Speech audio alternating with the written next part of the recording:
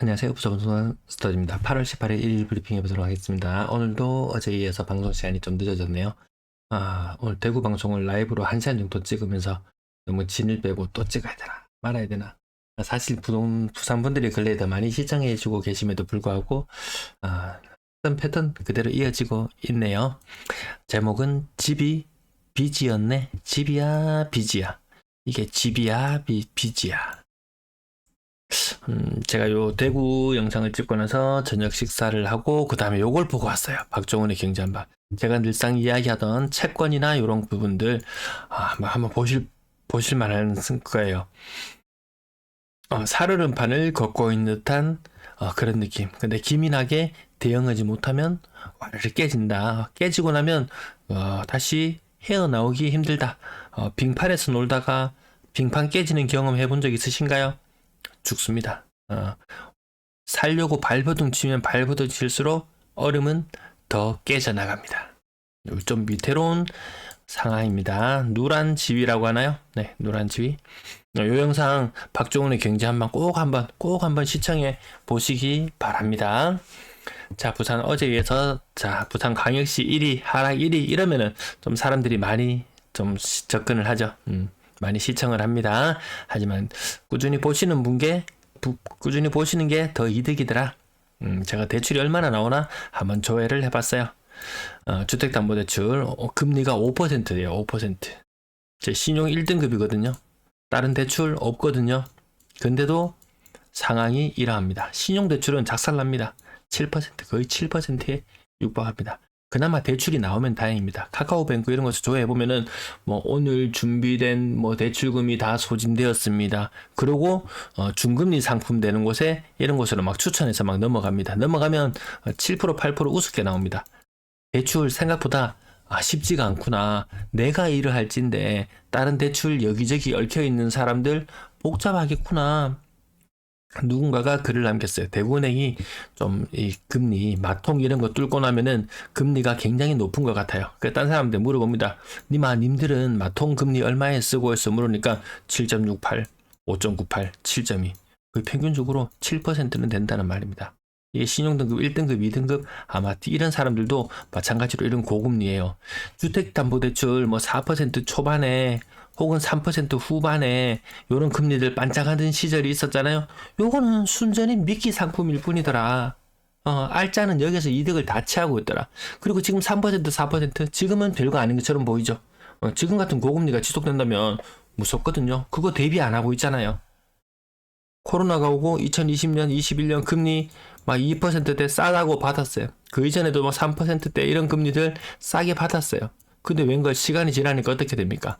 변동금리 적용되니까 이게 5%, 6%로 순간적으로 뛰어오릅니다. 지금 마치 금리가 당장에 떨어질 것처럼 이야기하는 어떤 부류가 주로 이야기하나요? 우리 뉴스 접할 때 보면 증권회사 전문가들이 나와서 이야기합니다. 이 가장 크게 이권하고 관련되어 있거든요. 증권사들은 PF 대출 워낙 많이 해줘서 금리 치솟으면은 얘들 완전히 망합니다. 그러니까 맨날 증권 전문가라고 나온 사람들이 금리 떨어진다 노래를 불렀는데 웬걸? 미국이 또 추가 금리 인상을 시사했어요. 우리네 정부는 오로지 부동산의 보위 말고는 아무것도 관심이 없어요. 하는 금리 동결 이번에 또 할 것 같죠? 좀 저는 올렸으면 좋겠는데 할 것 같아요. 썩은 살은 도려내고 가는 것이 맞다. 나머지까지 다 썩게 만드는 그런 지경까지 방치해버릴 수 있는 것이 지금 정부다. 어떻게 방치했냐? 대출 풀었잖아요. DSR 예외적으로 우회할 수 있는 수단들 만들어줬잖아요. 그래놓고 정부에서는 은행 탓을 합니다. 그리고 정권이 바뀌면 그만입니다. 정권은 바뀌면 또 다른 정권이 들어서면 그만이에요. 근데 그로 인해서 이 빚을 안고 빚인지 집인지 모르겠다마는 내가 빚을 가진 건지 집을 가진 건지 빚을 안고 결국 집을 샀는 사람들 그 부담은 고스란히 이 사람한테 가더라. 근데 이 사람들이 지금 누굽니까?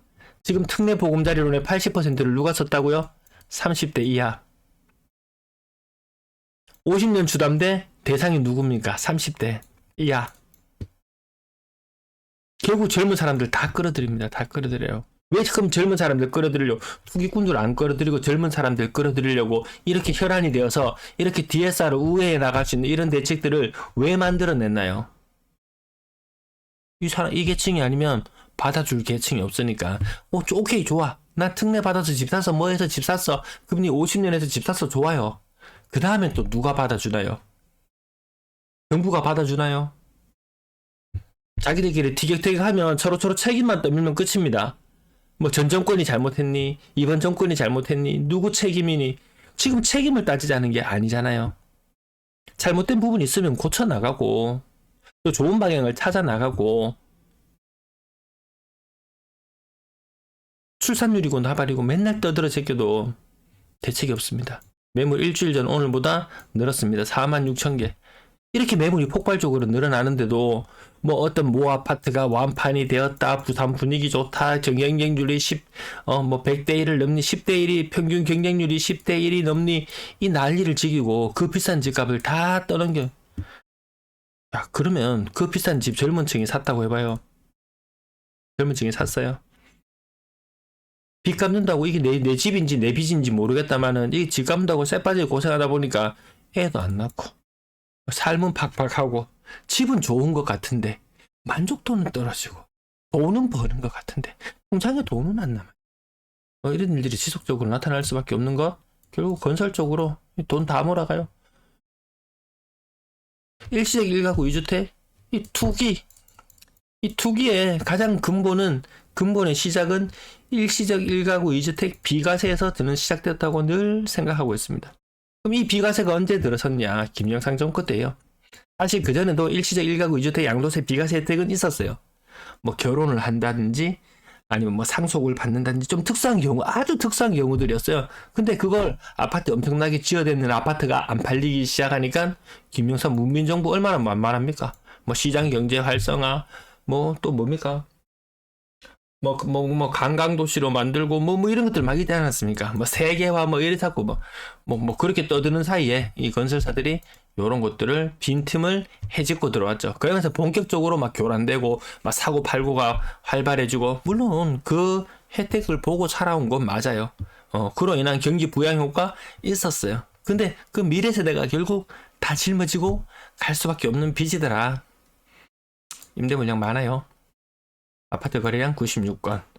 7월달 거래량도 뭐 2,000건대 수준 나타나고요. 계속 고만고만한 수준. 특례 끝나고 나면 참 볼만하겠다 이런 느낌이 들 수도 있습니다. 사지 롯데캐슬 더 클래식 49평형 17억. 우와.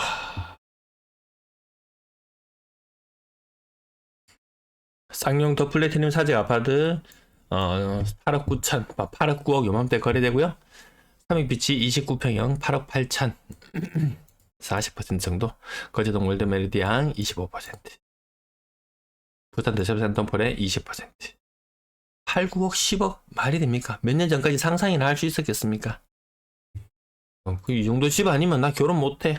나 결혼 못해. 충분히 그러거든 남죠. 예. 놈들은 저렇게 자꾸 비교되잖아요. 인터넷이 발달하고 뭡니까 뭐 인스타다 뭐다 계속 자랑질하는 문화 속에서 이 쭈구리들은 갈 길을 잃었습니다. 쭈구리들은 갈 길을 잃었어요. 자꾸 비교만 하게 되고 의욕은 상실되고 그렇다고 이런 세상을 너무 비관하고 그러자는 의미가 아니고 너무 비싸다는 거지. 너무 비싸다는 거죠. 한 번씩 누구는 2억 3억을 두드려 맞아요. 2억 3억 두드려 맞습니다. 가장 고점에 잡은 사람은 2억 3억을 두드려 맞고 있어요. 그 계층이 누구일 확률이 높으냐? 금융에 상대적으로 무지했던 젊은 계층. 그것도 몰라가 당했지. 등신같이 당했지가 아니고 언론에서 그렇게 떠들어 제끼는데 언론을 믿고 그대로 따르는 사람들만 등신이 되는 거죠. 때론 언론에서 하는 이야기 뒤집어 볼 필요도 있다. 미국 언론에서 우리 얼마나 이야기했습니까? 금리 떨어진다. 저는 아니라고 이야기했죠. 아직도 아니라고 이야기하는 게 이런 얘기들이 왔을 때는 어디 하나 꼭 나자빠질 때까지 이 끝장을 봐요. 끝장을 보고 누군가의 피를 보고 지나갔었습니다. 그거 아니고는 금융 위기를 안 그러잖아요. 위기 없이 지나갈 수 있나요? 돈 풀릴 대로 풀렸죠. 부채는 늘어날 대로 늘어났죠. 사람들이 부채 늘어나서 계속 그래서 집값 계속 올라간다 쳐요. 결국 그 부채에 따른 이자를 감당하려면은 돈 벌어서 이자 갚는데 돈 다 써요. 그러면 나머지 경기가 안 돌아가게 되잖아요. 어느 약한 고리는 무너지게 되잖아요. 이 부동산 시장 단 5%만 붕괴되어도 시장 전체가 주저앉거든요. 근데 지금 가계 중에서 5%? 저는 그 이상이 이 위기의 가계정이다. 위기의 가계다. 그렇게 보고 있습니다. 당장에 왜 자영업자 비율만 해도 20%가 넘어서는 부산이잖아요. 5% 위기 안 올까요? 자영업자 위기? 돈 안 써, 너도 나도 돈 안 써, 물건도 안 사, 물건도 안 사도 소비도 점점 안 합니다. 어디 뭐 쇼핑하러 가는데도 보면은 사람들 구경만 다니고 아이 쇼핑, 윈도우 쇼핑만 하고 안 사더라는 거죠. 전부 다 손이 가벼워요. 과거에는 쇼핑센터 가거나 어디 가거나 이러면은 손이 무거웠죠. 당장 대형마트만 가보세요. 카트 끌고 그냥 끌고 다니고 삶이 고달프니까 허리 꺾어가지고 쭉 기대가지고 가는 용도지 거기에 그득그득 물건을 채우는 사람 많지 않아요. 간혹 그득그득 물건을 채우는 사람을 보면은 뭐 생수, 휴지 뭐 이런 것들을 제외하고는 그렇게 가득가득 차는 느낌이 들지가 않다라는 거죠. 그러면 또 공장도 또 옳게 안 돌아가겠죠. 소비가 옳게 안 되잖아요. 그리고 너도 나도 힘들어지는 그게 우리나라가 아니었으면 좋겠다. 예, 그게 우리나라가 아니었으면. 영국이 휘청휘청하잖아요. 영국 물가 상승률 장난 아니거든요. 지금 뭐 아르헨티나가 갑자기 기준금리를 뭐 20%를 올렸다느니 뭐 그런 이야기 들어보셨나요? 기준금리가 뭐 100에다 기준금리인가요? 대출 뭐지 한 110%. 갑자기 생각이 안 납니다. 네. 은행에 1억 넣어놓으면 이자 그 다음에 1억 1천만 원 줍니다. 근데 1억의 값어치가 3분의 1로 줄어드는 그런 마법을 경험하게 되죠. 그래서 내가 돈을 번 게 아니더라. 그래서 월급 받으면 당장 막 물건을 사기 시작하죠. 제일 1순위로 하는 게 월급 받자마자 물건 사자는 겁니다. 왜? 한 달이 지나면 물건값이 또 2배, 3배 올라 있을지도 모르기 때문에. 그래서 월급으로 주면 안 된다, 싫어하죠. 월급 주면 안 되죠. 그래서 주급 개념이죠, 주급. 주급을 왜 주냐? 일주일 후에 물가가 또 바뀌니까. 네, 앞부분 오늘 가격이야 맨날 뭐 평균 28% 하락. 네, 작으면 20%, 보통은 25%, 뭐 많으면 30%, 더 심하면 40%, 더 심하면 40% 이상까지 떨어집니다. 이게 말이 됩니까? 이게 정상적인 가격입니까? LG 메트로시티 한번 보실래요? 32평, 9평이에요, 9평. 이거 대단지잖아요? 8억 2천까지 갔던 것이 4억 7천입니다. 8자까지 갔던 것이 4자다. 뭐 어느 게 정상 가격인가요? 여러분들 8억이 정상 가격이라고 생각하시나요? 아니면 지금 4억 7천이 정상 가격이라고 생각하시나요? 답은 없어요. 시장이 그 가치를 그대로 평가해 주겠죠. 네, 가격 오늘 좀 기본이 뭐 30%씩 하락하고 있으니까 조금 덜 하락한다 싶어서 보면 그런 뭐 평당 1,000만 원 정도 그런 아파트들이에요. 보면은 넘 들어올 때 많이 못 알았던 약간 소외되는 그런 것들 있죠. 네, 나머지 뭐 이런 거 있습니다. 저층 기준으로 하면 이런 거 충분히 있습니다. 이건 직거래네요. 직거래가 딱히 더 싸고 이런 것도 없습니다. 네, 35% 있어요. 30% 있어요. 끝난 거래액은 내려가고 있다가 8월 들어서 좀 이색적으로 많이 떨어졌어요. 부산, 대구 똑같은 현상 경험하고 있고요. 빙하기를 탈피하지도 못했다. 간빙기 근처도 못 가보고 여전히 빙하기를 헤매고 있다. 근데 거기에서 길을 잃고 있다.